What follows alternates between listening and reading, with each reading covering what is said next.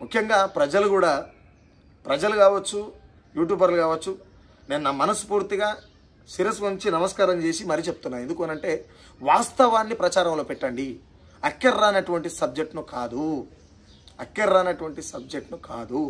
నిన్నటికి నిన్న నల్లగొండ ప్రాంతం దగ్గరలో ఒక రెడ్డి అతను ఒక దళిత బిడ్డని, బట్ ఆమె ఏ కులం అనేది నాకు కూడా క్లారిటీ లేదు, మొత్తం మీద దళిత బిడ్డ, వాడు మోసం చేస్తే అమ్మాయి అంటే ఏమంటారు ఆత్మహత్య గురైన సంఘటనని ఏ యూట్యూబ్ ఛానల్ చూపించదు.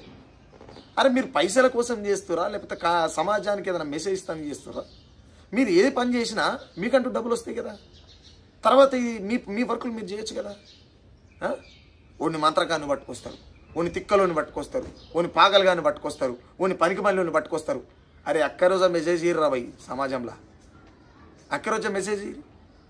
నాకు చాలా బాధ అనిపించి చాలామంది మెసేజ్ పెడితే చేస్తున్నాను నేను ఈ వీడియో, లేకపోతే చేస్తాను కాదు. ఎందుకనంటే ఈ పనికిరాని వేసేటువంటి బాడగాల వీడియోలు మనమేడే చేయం. ఎందుకు చేయం? వాడు వచ్చినప్పుడు మంచిగా నేను పొగడలేదు, తప్పు చేస్తే మాత్రం ఖచ్చితంగా వాతలు పెడతా. కాబట్టి వాతలు పెట్టే టైం వచ్చింది కాబట్టి నేను వచ్చాను.